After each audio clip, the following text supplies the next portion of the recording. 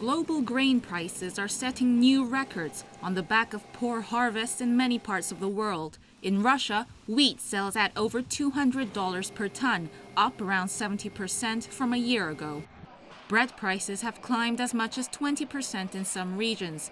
At this rate, the government may fail to meet its target inflation rate of 8% this year, as food prices account for almost half of Russia's consumer price index.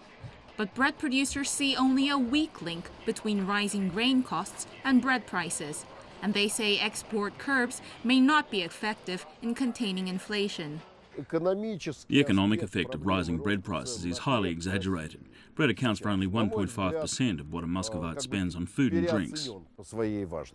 Mirzon points out that Russia has only recently emerged as a grain exporter. It has a long way to go to become a major player in the global grain industry. And by cutting exports, some analysts say Russia may lose its markets in North Africa and the Middle East.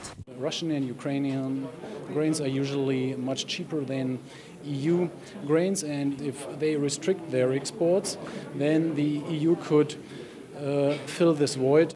The head of Russia's grain union believes the government should delay any intervention in the grain market until next year. An early intervention would damage farmers' interests. The market should not be taken by surprise, or it may result in the explosion of prices in Russia and around the world. Despite the arguments against export curbs, some analysts say meat producers are likely to benefit.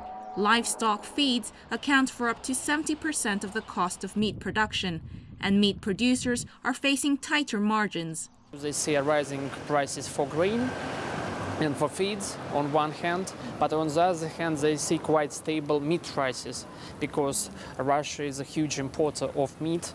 Russia's government will decide where its priorities lie at this week's meeting with grain industry representatives. In the meantime, rumors of Russian export curbs are already adding pressure to grain prices worldwide. Haye-Ah, Russia Today.